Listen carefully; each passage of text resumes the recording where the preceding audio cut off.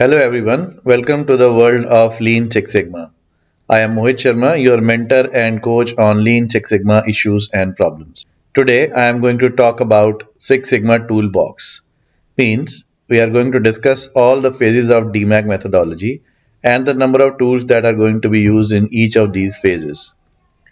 So I am going to divide this video into two parts. In the first part, I am going to talk about the tools used in define and the measure phase. And in the second part, I am going to talk about the tools used in analyze, improve, and control phase.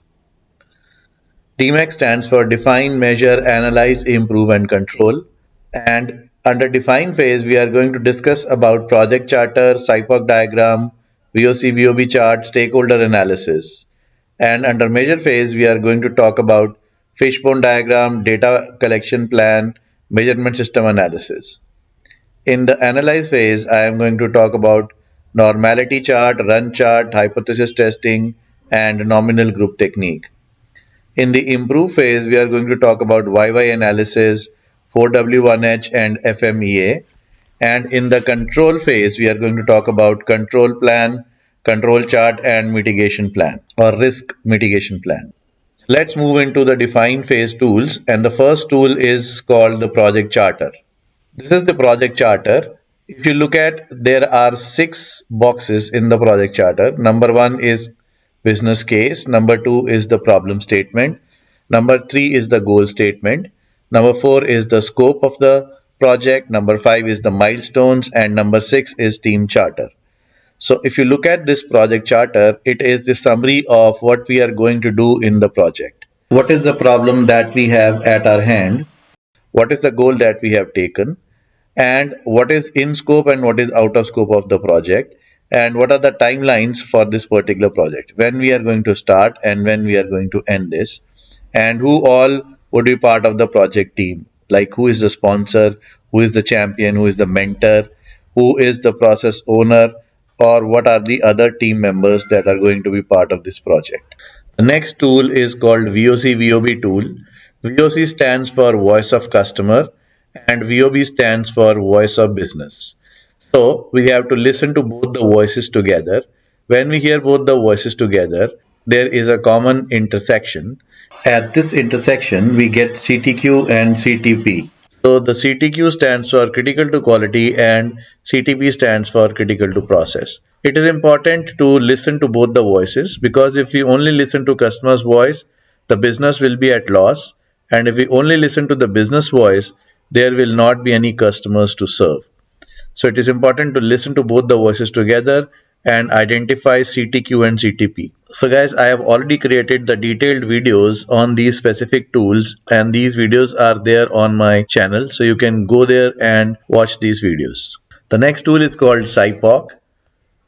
Supplier, input, process, output, and customer. SIPOC is a high-level process flow with the help of which in the define phase itself, teams are able to identify high-level end-to-end process.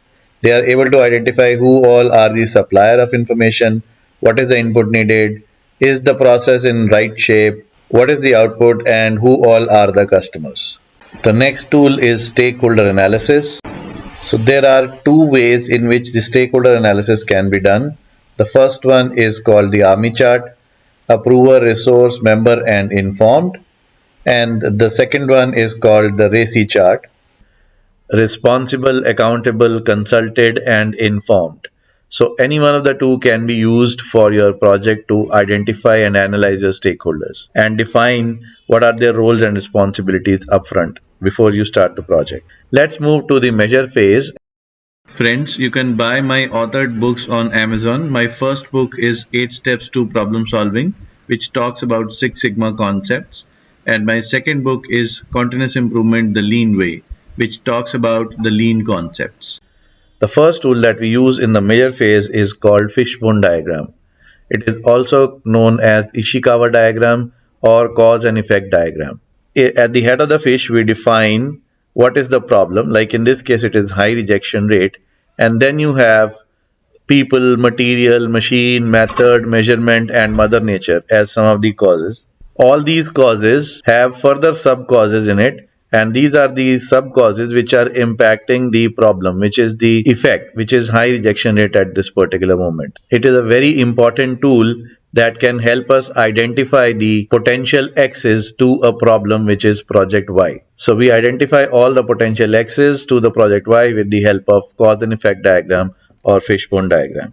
The next tool is called data collection plan. So we start collecting data once we identify all the potential X's, and we collect our data on our Y and project X's, and we write down the operational definition of each of the X and who will collect the data. We mention person's name for accountability, and we also tell them what is the sample size that they need to collect. So this is how we create a data collection plan. The next tool is called measurement system analysis. It is important to check your measurement system, whether that measurement system is capturing data accurately or not. That is one aspect of it. The second aspect is we need to check the repeatability and reproducibility of the data. Repeatability is when one individual is able to repeat itself over a period of time.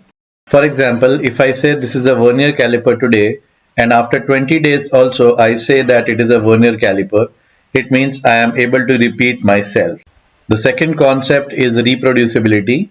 Reproducibility is between the individuals.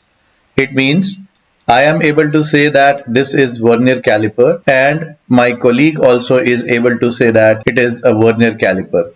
It means we are reproducible. In gauge R&R, we need to be repeatable, reproducible, as well as accurate.